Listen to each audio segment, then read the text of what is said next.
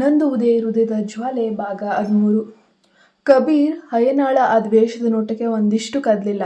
ಮರುಕ್ಷಣವೇ ಅವಳ ತೀರ ಹತ್ತಿರ ಬಂದವನೇ ಅಯ್ಯನಾಳ ಸುಂದರವಾದ ಕುತ್ತಿಗೆಯನ್ನ ತನ್ನ ಬಲವಾದ ಒಂದು ಕೈಯಿಂದ ಹಿಡಿದು ಅವಳನ್ನು ನೆಲದಿಂದ ಮೇಲಕ್ಕೆತ್ತಿ ತನ್ನ ಮುಖದ ಹತ್ತಿರಕ್ಕೆ ಎಳೆದುಕೊಂಡ. ಅವನ ಕಣ್ಣುಗಳಲ್ಲಿ ಕಡುಗತ್ತಲೆ ತುಂಬಿತ್ತು, ಸಾಕ್ಷಾತ್ ನರಕದ ದೆವ್ವದ ಕಣ್ಣುಗಳಲ್ಲಿ ಇರುವಂತಹ ಕತ್ತಲೆ. ಅವಳ ಉಸಿರನ್ನ ಹತ್ತಿಕ್ಕುವ ಕಬೀರ್ ತನ್ನ ಭೀಕರ ಧ್ವನಿಯಲ್ಲಿ ನುಡಿದ, ನಾನು ಮನುಷ್ಯ ಅಲ್ಲ, ದೆವ್ವ, ಅತಿ ದೊಡ್ಡ ಸೈತಾನ. ಈಗ ನೀನು ಆ ದೆವ್ವದ ಸಂಪೂರ್ಣ ಹಿಡಿತದಲ್ಲಿದ್ದೀಯ. ನೀನಿನ ಪ್ರತಿ ಉಸಿರು, ನಿನ್ನ ಇಡೀ ಜೀವನ, ಈಗ ಎಲ್ಲವೂ ಕೇವಲ ನನ್ನ ಒಂದೇ ಒಂದು ಮುಷ್ಟಿಯಲ್ಲಿ. ಕಬೀರ್ನ ಭಯಾನಕ ಕಣ್ಣುಗಳು, ಕ್ರೂರ ಮುಖ ನೋಡಿದ ತಕ್ಷಣ ಅಯ್ಯನಾಳ ಗಂಟಲೆ ಒಣಗೋಯ್ತು. ಕಬೀರ್ ಅವಳನ್ನ ಹಾಗೆ ಅಲ್ಲಿಂದ ಬಲವಂತವಾಗಿ ದೂರ ಹಿಡಿತಾ ಕರೆದುಕೊಂಡು ಹೊರಟ. ಅಯ್ಯನ ಆ ರಾಕ್ಷಸನ ಹಿಡಿತದಿಂದ ತನ್ನನ್ನು ತಾನು ಬಿಡಿಸಿಕೊಳ್ಳಲು ತನ್ನ ಕೈಲಾದಷ್ಟು ಒದ್ದಾಡಿದ್ಲು. ಆದರೆ ಕಬೀರ್ನ ಆ ದೈತ್ಯ ಶಕ್ತಿಯ ಮುಂದೆ ಅವಳ ಶಕ್ತಿ ಒಂದು ಪುಟ್ಟ ಇಲಿಯಷ್ಟು ಕೂಡ ಇರಲಿಲ್ಲ. ಅವಳನ್ನ ಮನೆಯಿಂದ ಹೊರಗೆ ತಂದ ಕಬೀರ್ ಆ ಸಹಾಯಕ್ಕೆ ಅಯ್ಯನಾಳ ತನ್ನ ಐಷಾರಾಮಿ ಕಾರ್ನೊಳಗೆ ಬಲವಂತವಾಗಿ ತಳ್ಳಿ ತಕ್ಷಣವೇ ಅವ ಕೈಗಳಿಗೆ ಕಬ್ಬಿಣದ ಕೈಕೋಳ ಆಗ್ತಾ. ಅಯ್ಯನ ತಡೆಯಲಾರದೆ ಜೋರಾಗಿ ಕೂಗ್ತಾ ಇದ್ದಾಳೆ, ಏನು ಮಾಡ್ತಿದ್ಯಾ ನೀನು ನೀಚ, ನನ್ನನ್ನು ಬಿಟ್ಟು ಬಿಡು, ಪ್ಲೀಸ್ ನನ್ನ ಬಿಟ್ಟು ಬಿಡು ಅಂತ ಚೀರಿದ್ಲು. ಕಬೀರ್ಗೆ ಅವಳ ಆಕ್ರಂದನದಿಂದ ಯಾವುದೇ ವ್ಯತ್ಯಾಸ ಇಲ್ಲ. ಅವನ ಕಲ್ಲು ಹೃದಯ ಕರಗಲೂ ಇಲ್ಲ. ತಣ್ಣಗೆ ಕಾರನ್ನು ಸ್ಟಾರ್ಟ್ ಮಾಡಿ ತನ್ನ ಬೃಹತ್ ವಿಲ್ಲಾದ ಕಡೆಗೆ ಅತ್ಯಂತ ವೇಗವಾಗಿ ಚಲಾಯಿಸ್ತಾನೆ. ತನ್ನ ಆ ಕೋಟೆಯಂತಹ ವಿಲ್ಲಾವನ್ನು ತಲುಪಿದ ತಕ್ಷಣ ಕಬೀರ್ ಕಾರಿನಿಂದ ಇಳಿದು ಅಯ್ಯನಾಳ ಚೀಲದಂತೆ ತನ್ನ ಕಲ್ಲು ಹೆಗಲ ಮೇಲೆ ಹೊತ್ಕೊಂಡು ಒಳಗೆ ನಡೆದ.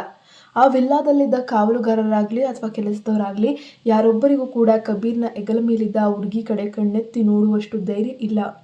ಎಲ್ಲರೂ ಎದುರು ತಲೆ ತಗ್ಗಿಸಿ ತಮ್ಮ ಸಂಬಂಧವೇ ಇಲ್ಲದಂತೆ ತಮ್ಮ ತಮ್ಮ ಕೆಲಸಗಳಲ್ಲಿ ನಿರತರಾದರು.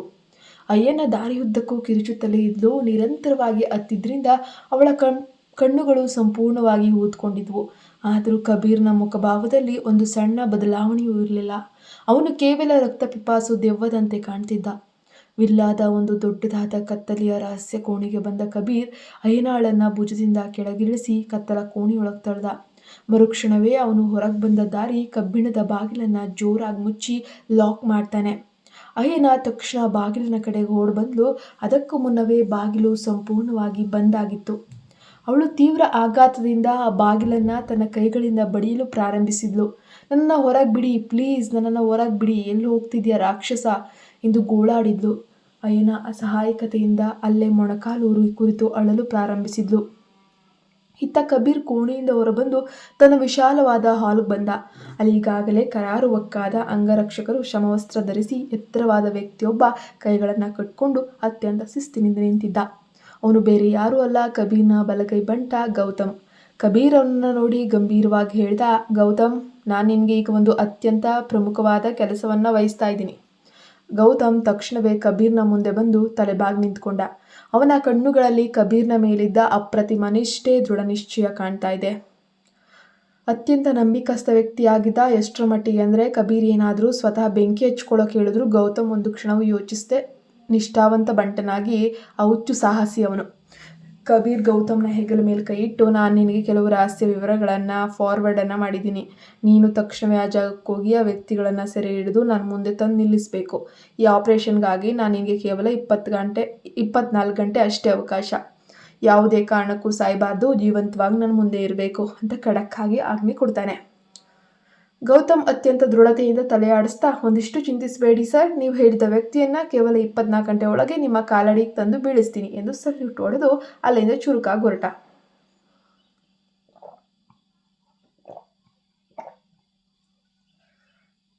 ಗೌತಮ್ ಹೋದ ನಂತರ ಕಬೀರ್ ತನ್ನ ಕರಾಳ ಜಾಕೆಟನ್ನು ಬಿಚ್ಚಿ ಸೋಫಾದ ಮೇಲೆ ಎಸ್ತು ಆಕಳಿಸುತ್ತಾ ಸೋಫಾದ ಮೇಲೆ ಹೊರಗಿದವನೇ ತನ್ನ ಬಾಯಲ್ಲಿ ಶಿಳ್ಳೆ ಹೊಡೆಯುತ್ತಾ, ಇವತ್ತು ತುಂಬ ಬ್ಯುಸಿಯಾದ ದಿನ ಮನುಷ್ಯ, ಯಾರಿದ್ದೀರಾ ಅಲ್ಲಿ, ತಕ್ಷಣ ಊಟ ಬಡಿಸಿ ಅಂತ ಕೂಗ್ದ. ಅದಾದ ನಂತರ ಕಬೀರ್ ಫ್ರೆಶ್ ಅಪ್ ಆಗಲು ತನ್ನ ವೈಯಕ್ತಿಕ ಕೋಣೆಯ ಕಡೆ ನಡೆದ. ಕತ್ತಲ ಕೋಣೆಯಲ್ಲಿ ಅಯ್ಯನ ಅತ್ತು ಸಂಪೂರ್ಣವಾಗಿ ಸುಸ್ತಾಗಿದ್ಲು. ಕಣ್ಣೀರು ಅರಿದು ಅವಳ ಕಣ್ಣುಗಳಲ್ಲಿ ನೀರೇ ಬತ್ತು ಹೋಗಿದೆ. ಹಾಗೆ ಮಲಗಿದ್ಲು. ತನ್ನ ಹೆತ್ತ ತಂದೆ ತಾಯಿ ನರರಾಕ್ಷಸ ಕಬೀರ್ ತನ್ನ ಕಣ್ಣೆದುರು ಅತ್ಯಂತ ಭೀಕರವಾಗಿ ಗುಡ್ಡಿಟ್ಕೊಂಡಲ್ವಾ. ಇಡೀ ಹೃದಯ ನಡುಗ್ತಾ ಇತ್ತು. ಅವಳು ಅಸಹಾಯಕಳಾಗಿ ಶೂನ್ಯವನ್ನು ನೋಡುತ್ತಾ ಕಣ್ಣೀರು ಹಾಕಿದ್ಲು. ಅಮ್ಮ, ಅಪ್ಪ, ಹೀಗಿರಬಾರ್ದಿತ್ತು, ನನ್ನನ್ನು ಕ್ಷಮಿಸ್ಬಿಡಿ. ಆ ಕ್ರೂರ ದೈತ್ಯದಿಂದ ನನಗೆ ನಿಮ್ಮನ್ನು ಉಳಿಸ್ಕೊಳ್ಳೋಕೆ ಸಾಧ್ಯವಾಗಲಿಲ್ಲ, ನನ್ನ ಕ್ಷಮಿಸ್ಬಿಡಿ ಅಂತ ಬಿಕ್ಕಿ ಬಿಕ್ಕಿ ಅಳುತ್ತಾ ತನ್ನ ಹೆತ್ತವರನ್ನು ನೆನೆದು ಕರುಳು ಸೀಳುವಂತೆ ಒದ್ದಾಡಲು ಆರಂಭಿಸಿದ್ಲು. ಅಯ್ಯನ ಆ ಕತ್ತಲ ಕೋಣೆಯ ತಣ್ಣನೆಯ ನೆಲದ ಮೇಲೆ ಬಿದ್ದು ಮತ್ತೆ ಬಿಕ್ಕಿ ಬಿಕ್ಕಿ ಅಳಲು ಪ್ರಾರಂಭಿಸ್ತಾಳೆ. ಆದರೆ ಮರುಕ್ಷಣವೇ ಆ ನಿಶ್ಶಬ್ದ ಕತ್ತಲೆಯಲ್ಲಿ ಯಾರೋ ಒಬ್ಬರು ಅತ್ಯಂತ ಸಣ್ಣ ಧ್ವನಿಯಲ್ಲಿ ಅಳುತ್ತಿರುವ ಶಬ್ದ ಅವಳ ಕಿವಿಗೆ ಬೀಳುತ್ತೆ. ಆ ಶಬ್ದ ಕೇಳಿದ ತಕ್ಷಣ ಅಯ್ಯನ ಇದ್ದಕ್ಕಿದ್ದಂತೆ ಮೌನವಾಗಿ ಬಿಡ್ತಾಳೆ. ಅವಳು ತನ್ನ ಉಸಿರನ್ನ ಹಿಡಿದು ಅತ್ಯಂತ ಗಮನವಿಟ್ಟು ಆ ಕತ್ತಲ ಕೋಣೆಯ ಇನ್ನೊಂದು ಮೂಲೆಯ ಕಡೆಗೆ ಕಿವಿಗೊಡ್ತಾಳೆ. ಹೌದು, ಆ ಕಡುಗತ್ತಲ ಕೋಣೆಯಲ್ಲಿ ಅವಳು ಒಬ್ಬಂಟಿಯಾಗಿರ್ಲಿಲ್ಲ. ಅವಳನ್ನು ಹೊರತುಪಡಿಸಿ ಆ ನರಕದಲ್ಲಿ ಬೇರೊಬ್ರು ಇದ್ರು. ಆದರೆ ಯಾರು ಆ ವ್ಯಕ್ತಿ? ಕಬೀರ್ ಡೋಂಗ್ರಾ ಇನ್ಯಾರನ್ನ ಅಲ್ಲಿ ತಂದು ಕೂಡಾಕಿದ್ದಾನೆ? ನೋಡೋಣ. ಈ ಕಡೆ ಮದನ್ ಕಾಕನ ಒಂದು ಮನೆಯಲ್ಲಿ ಬಂಗಲೆಯಲ್ಲಿ ಶಾರ್ವರಿ ಇಡೀ ಬೃಹತ್ ಬಂಗಲೆಯಲ್ಲಿ ಒಬ್ಬಳೇ ಸ್ವಚ್ಛಗೊಳಿಸುವ ಕೆಲಸದಲ್ಲಿ ಸಂಪೂರ್ಣವಾಗಿ ನಿರತಳಾಗಿದ್ದಾಳೆ. ಇದು ಆ ವಿಶಾಲವಾದ ಮನೆಯಲ್ಲಿ ವೃದ್ಧ ಮದನ್ ಕಾಕ ಮತ್ತು ಸಮೀಕ್ಷಾಳನ್ನು ನೋಡ್ಕೊಳ್ತಿದ್ದಂತಹ ಪ್ರೈವೇಟ್ ನರ್ಸ್ ಹೊರತುಪಡಿಸಿ ಬೇರೆ ಯಾರೂ ಇಲ್ಲ. ಸೇವಕರಿಗೆ ಅಗಸ್ತ್ಯ ರಜೆ ನೀಡಿ ಕಳಿಸಿದ್ದಾನೆ. ಕೆಲಸ ಮಾಡುವಾಗಲೆಲ್ಲ ಕೋಮಾದಲ್ಲಿ ಬಿದ್ದಿರೋ ತನ್ನ ಪ್ರಾಣದಗಿಡಿಸಿ ಸಮೀಕ್ಷಾಳ ಶೋಚನೀಯ ಸ್ಥಿತಿ ಶಾರ್ವರಿಯ ಕಣ್ಮುಂದೆ ಬರ್ತಾ ಇದೆ. ಆ ಕೆಲಸ ಮಾಡುವಾಗಲೂ ಅವಳು ಕಣ್ಣೀರು ಒಂದಿಷ್ಟು ನಿಲ್ತಾ ಇಲ್ಲ. ನೀರಿನಲ್ಲಿ ಕೆಲಸ ಮಾಡ್ತಾ ಇರೋದ್ರಿಂದ ಭಾರವಾದ ತೂಕದ ವಸ್ತುಗಳು ಎತ್ತೋದ್ರಿಂದ ಸತತವಾಗಿ ಕಠಿಣ ಕೆಲಸ ಮಾಡಿದ್ರಿಂದ ಮಣಿಕಟ್ಟಿನ ಮೇಲಿದ್ದ ಹಳೆ ಗಾಯಗಳು ಅಂದರೆ ಬಳೆಗಳು ಚುಚ್ಚಿದ ಗಾಯಗಳು ಮತ್ತೆ ಮತ್ತೆ ಹಸಿಯಾಗ್ತಾ ಇವೆ. ಇದ್ದಕ್ಕಿದ್ದಂತೆ ಆ ಗಾಯದ ಮೇಲಿನ ಒಣಗಿದ ರಕ್ತದ ಪೊರೆ ಕಿತ್ತು ಬಂದು ಅದರಿಂದ ಮತ್ತೆ ರಕ್ತಸ್ರಾವವಾಗೋಕೆ ಶುರುವಾಗುತ್ತೆ. ಆದರೆ ಶಾರ್ವರಿ ತನ್ನ ಅಸಹನೀಯ ದೈಹಿಕ ನೋವನ್ನ ಹೇಗೋ ನಿಯಂತ್ರಿಸಲು ಪ್ರಯತ್ನಿಸಿದ್ಲು. ಅವಳು ತನ್ನ ಗಾಯ, ಅದರಿಂದ ಹರಿಯುತ್ತಿದ್ದ ರಕ್ತ ಸಂಪೂರ್ಣವಾಗಿ ನಿರ್ಲಕ್ಷಿಸಿ ಕೇವಲ ತನ್ನ ಕೆಲಸದ ಮೇಲೆ ಗಮನ ಹರಿಸೋಕೆ ತನ್ನ ಕೈಲಾದಷ್ಟು ಹೋರಾಡ್ತಾ ಇದ್ಲು. ಆಗ ಅಡುಗೆ ಮನೆಯಿಂದ ಬಂದ ಮದನ್ ಕಾಕ ಶಾರ್ವರಿಯ ಈ ದುಸ್ಥಿತಿಯನ್ನ ಕಂಡು ತಡೆಯಲಾರದೆ ಅವಳ ಬಳಿಗೆ ಓಡ್ ಬರ್ತಾಳೆ. ಮಗಳೇ ಶಾರ್ವರಿ, ನೀನು ಯಾಕೆ ಇಷ್ಟೊಂದು ಹಠ ಮಾಡ್ತಿದ್ಯಾ? ನಾನು ನಿಂಗೆ ಸಹಾಯ ಮಾಡ್ತೀನಿ. ನೀನು ಖಂಡಿತ ಮಾಡೋಕ್ಕೆ ಸಾಧ್ಯ ಇಲ್ಲ. ಇಷ್ಟು ದೊಡ್ಡ ಬಂಗಲೆನ ಒಬ್ಳೇ ಹೇಗೆ ಮಾಡ್ತೀಯಾ? ನೀನು ಹುಟ್ಟಿದಾಗಿನಿಂದ ಇಂಥ ಯಾವುದೇ ಕಠಿಣ ಕೆಲಸ ಮಾಡಿಲ್ಲ. ನೀನು ಕೈ ಮುಗಿದು ಹೇಳ್ತೀನಿ ಮಗಳೇ, ಉಳಿದ ಕೆಲಸಗಳನ್ನು ನಾನೇ ಮಾಡ್ತೀನಿ, ನೀನು ಹೋಗು, ವಿಶ್ರಾಂತಿ ತಗೋತಾಯಿ ಅಂತ ಹೇಳ್ತಾರೆ. ಮದನ್ ಕಾಕ ಅವರ ಧ್ವನಿಯನ್ನು ಶಾರ್ವರಿಯನ್ನ ನರಕ ಯಾತನೆಯಲ್ಲಿ ನೋಡಲು ಸಾಧ್ಯ ಆಗ್ತಾ ಇಲ್ಲ ಎಂಬ ತೀವ್ರವಾದ ಚಿಂತೆ, ನೋವು ಕಾಣಿಸ್ತಾ ಇತ್ತು. ಆದರೆ ಶಾರ್ವರಿ ತನ್ನ ಕೈಲಿದ್ದ ಒರೆಸುವ ಬಟ್ಟೆಯನ್ನು ಕೆಳಗಿಡದೆ ತನ್ನ ಕೆಲಸವನ್ನು ಮುಂದುವರಿಸ್ತಾ ಅತ್ಯಂತ ಮುರಿದು ಹೋದ ಧ್ವನಿಯಲ್ಲಿ ಹೇಳ್ತಾಳೆ, ಇಲ್ಲ ಮದನ್ ಕಾಕ, ಇದು ಅಗಸ್ತ್ಯರು ನನಗೆ ನೀಡಿರುವಂತಹ ಒಂದು ಶಿಕ್ಷೆ. ನಾನು ಮಾಡಿದ ತಪ್ಪಿಗೆ, ಅಂದರೆ ನನ್ನ ಅಣ್ಣ ಮಾಡಿದ ಪ್ರಜ್ವಲ್ ಮಾಡಿದ ದ್ರೋಹಕ್ಕೆ ನಾನು ಈ ಶಿಕ್ಷೆಯನ್ನು ಅನುಭವಿಸಲೇ ತೀರಬೇಕು. ನಾನು ಯಾವುದೇ ಕಾರಣಕ್ಕೂ ನಿಮ್ಮನ್ನು ಈ ತೊಂದರೆಯಲ್ಲಿ ತೊಡಗಿಸ್ಕೊಳ್ಳೋಕೆ ಸಾಧ್ಯವಿಲ್ಲ ಕಾಕ. ಒಂದು ವೇಳೆ ನಾನು ನಿಮ್ಮ ಸಹಾಯವನ್ನು ಪಡೆದ ವಿಷಯ ಅಗಸ್ತ್ಯರಿಗೆ ಗೊತ್ತಾದರೆ ಆ ಕ್ರೂರಿ ನಿಮಗೆ ಏನು ಶಿಕ್ಷೆ ಕೊಡ್ತಾನೋ ಯಾರಿಗೆ ಗೊತ್ತು ಅಂತ ಬಿಕ್ಕಳಿಸುತ್ತಾ ಹೇಳ್ತಾಳೆ. ಮದನ್ ಕಾಕ ಮೃದುವಾಗಿ ಹೇಳ್ತಾರೆ, ಮಗಳೇ, ಅವನು ನನಗೆ ಏನೇ ತಾನು ಮಾಡೋಕ್ಕೆ ಸಾಧ್ಯ. ಯಾಕೆಂದರೆ ಆ ಮುದುಕನನ್ನ ಕೆಲಸದಿಂದ ತಕ್ಷಣ ತೆಗೆದಾಕ್ಬೋದು ಅಷ್ಟೇ ಅಲ್ವಾ?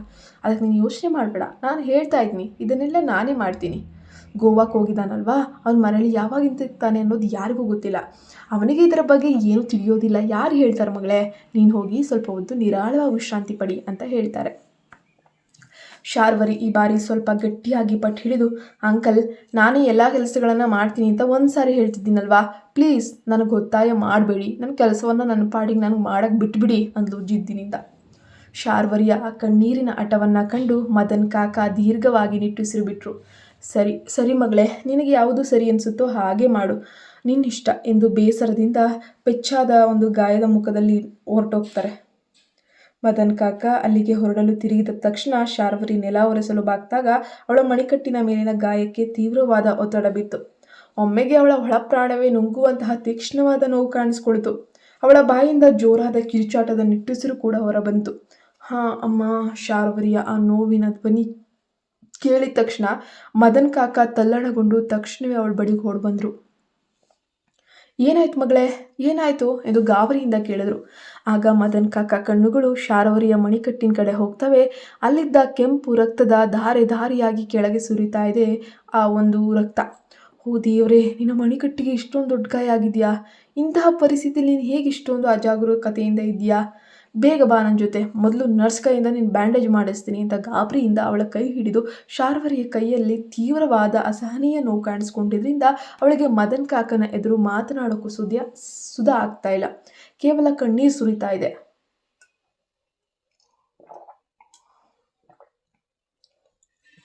ಮದನ್ ಕಾಕ ತಕ್ಷಣವೇ ಅವಳನ್ನು ಆತುರದಿಂದ ಎತ್ಕೊಂಡು ಆರೈಕೆ ಮಾಡಲು ಬಂಗಲೆಯಲ್ಲೇ ತಂಗಿದ್ದ ಪ್ರೈವೇಟ್ ನರ್ಸ್ ಬಳಿ ಕರೆದೊಯ್ದರು. ನರ್ಸ್ ತಕ್ಷಣವೇ ಶಾರ್ವರಿಯ ಮಣಿಕಟ್ಟಿನ ಗಾಯವನ್ನು ಸ್ವಚ್ಛಗೊಳಿಸಿ ಬ್ಯಾಂಡೇಜ್ ಮಾಡಿದರು. ಒಂದು ಪೇನ್ ಕಿಲ್ಲರ್ ಇಂಜೆಕ್ಷನ್ ನೀಡಿ ಚಿಕಿತ್ಸೆ ನೀಡಿದ ನಂತರ ಆ ನರ್ಸ್ ಶಾರ್ವರಿಯನ್ನು ಮರುಕದಿಂದ ನೋಡುತ್ತಾ ಹೇಳಿದ್ಲು, ಮೇಡಮ್, ದಯವಿಟ್ಟು ನಿಮ್ಮ ದೇಹವನ್ನು ಚೆನ್ನಾಗಿ ನೋಡ್ಕೊಳ್ಳಿ.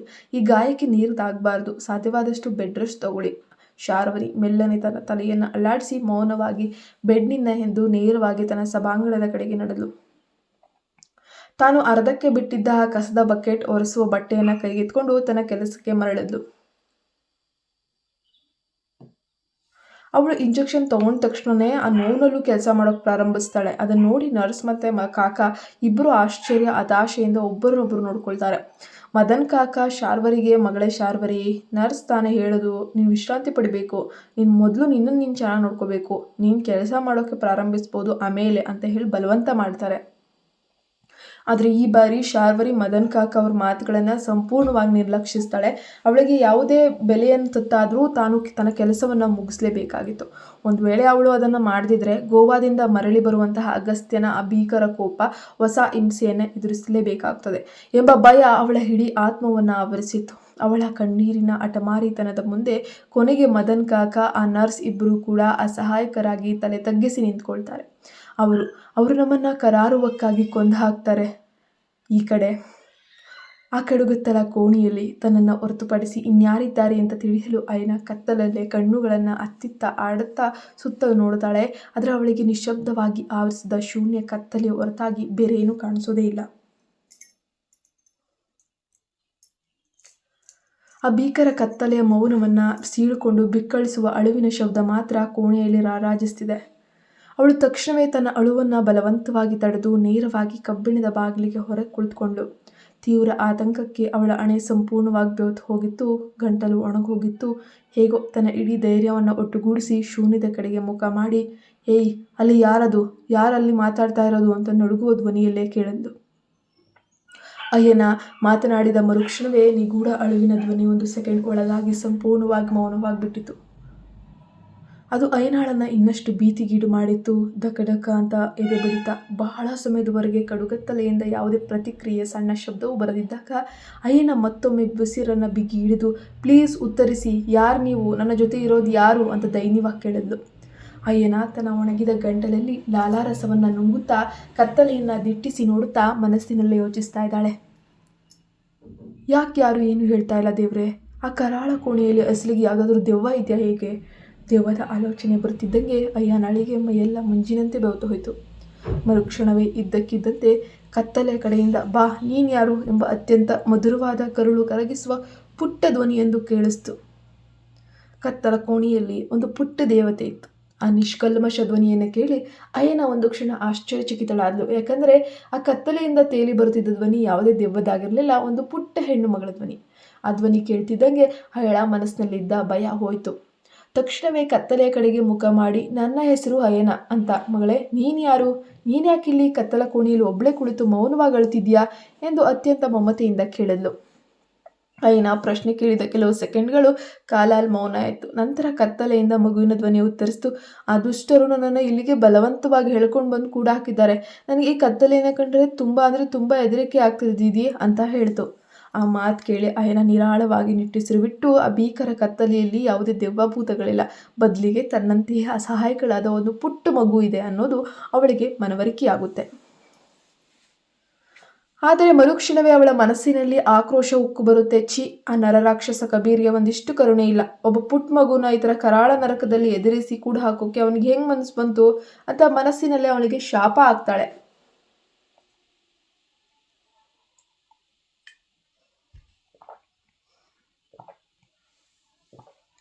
ಅಯ್ಯನ ನಿಧಾನವಾಗಿ ಕತ್ತಲೆ ಗೋಡೆಗಳನ್ನು ಹಿಡ್ಕೊಂಡು ಮುನ್ನಡೆದು, ನೀನು ಯಾರು, ನಿನ್ನ ಹೆಸರೇನು, ನೀನು ಎಲ್ಲಿದ್ಯಾ, ಹೆದರಬೇಡ ಮಗಳೇ, ನನ್ನ ಬಳಿಗೆ ಬಾ ಅಂತ ಮೃದುವಾಗಿ ಕರೆದ್ಲು.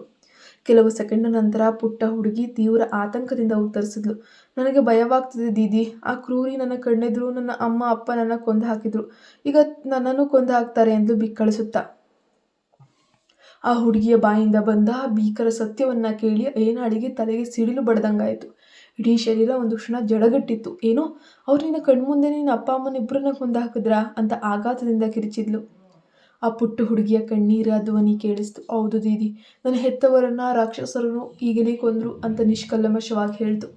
ಆ ಪುಟ್ಟ ಮಗುವಿನ ಪ್ರಶ್ನೆಯನ್ನು ಕೇಳಿದ ತಕ್ಷಣ ಅಯ್ಯನಾಳ ಕಣ್ಣ ಮುಂದೆ ಕೆಲವು ನಿಮಿಷಗಳ ಹಿಂದಷ್ಟೇ ಕಬೀರ್ ಡೋಂಗ್ರಾ ತನ್ನ ತಂದೆ ತಾಯಿ ಹಣೆಗೆ ಗನ್ನಿಟ್ಟಿದ್ದು, ಗುಂಡಿ ಕೊಂದಿದ್ದು ಕಣ್ಣಿಗೆ ಬಂತು ಕಟ್ಟಿದ ಹಾಗೆ. ಅಯ್ಯನಾಳ ಕಣ್ಣುಗಳು ಮತ್ತೊಮ್ಮೆ ಕಣ್ಣೀರಿನಿಂದ ತುಂಬಿ ಹೋದವು. ಅವಳಿಗೆ ಆ ನೋವನ್ನು ತಡೆಯೋಕೆ ಆಗಲಿಲ್ಲ. ಅವಳು ತಕ್ಷಣವೇ ನೆಲದ ಮೇಲೆ ಮೊಣಕಾಲೂರಿ ಕುಳಿತುಕೊಂಡು ಬಿಕ್ಕಿ ಬಿಕ್ಕಿ ಅಳಲು ಆರಂಭಿಸ್ತಾರೆ. ಹೌದು ಮಗಳೇ, ಆ ಪಾಪಿಗಳು ಅವರನ್ನು ಕೊಂದರು. ಆ ನರರಾಕ್ಷಸರ ಕಬೀರ್ ಎಲ್ಲರನ್ನ ಕೊಂದ್ಬಿಟ್ಟ. ನನ್ನ ಕಣ್ಣುದರೆ ನನ್ನ ಎತ್ತವರನ್ನು ಅತ್ಯಂತ ಕ್ರೂರವಾಗಿ ಕೊಂದ. ನನ್ನೇ ಎಳೆದುಕೊಂಡು ಬಂದು ಈ ನರಕಕ್ಕೆ ಹಾಕಿದ್ದಾನೆ ಅಂತ ರೋಧಿಸ್ತಾ. ಅಯ್ಯನಾಳ ಆ ಕರುಳು ಸೀಳುವ ಆಕ್ರಂದವನ್ನು ಕೇಳಿ ಪುಟ್ಟ ಹುಡುಗಿ ಒಮ್ಮೆಲೆ ಮೌನವಾದ್ಲು. ಇಡೀ ಕೋಣೆಯಲ್ಲಿ ಕೇವಲ ಅಯ್ಯನಾಳ ಬಿಕ್ಕಳಿಕೆ ಸದ್ದು ಮಾತ್ರ. ಅಯ್ಯನ ತನ್ನ ಮೊಣಕಾಲುಗಳ ಮೇಲೆ ತಲೆ ಇಟ್ಕೊಂಡು ತನ್ನ ತಂದೆ ತಾಯಿಯ ಭೀಕರ ಮರಣವನ್ನು ನೆನಪಿಸ್ಕೊಳ್ತಾ, ಆ ಭೀಕರ ಮರಣವನ್ನು ನೋಡ್ತಾ ಅವಳಿಗೆ ಭಯ ಆಯಿತು. ಅಮ್ಮ, ಅಪ್ಪ, ದಯವಿಟ್ಟು ನಿಮ್ಮ ಮಗಳನ್ನು ಕ್ಷಮಿಸಿಬಿಡಿ. ದೈತ್ಯನಿಂದ ನಿಮ್ಮನ್ನು ರಕ್ಷಿಸೋಕ್ಕಾಗಲೇ ಇಲ್ಲ. ರಾಕ್ಷಸನಿಂದ ನನ್ನನ್ನು ನಾನೇ ಉಳಿಸಿಕೊಳ್ಳಲು ಸಾಧ್ಯವಾಗದೆ ಇವತ್ತು ಆ ಕರಾಳ ಸಿರಿಲಿಗೆ ಪ್ರಾಣ ಭಯದಿಂದ ಸಿಕ್ಕಾಕೊಂಡಿದ್ದೀನಿ ಅಂತ ತಲೆ ಬಡಿದುಕೊಳ್ಳುತ್ತಾ ಅಳಲು ಆರಂಭಿಸ್ತಾಳೆ.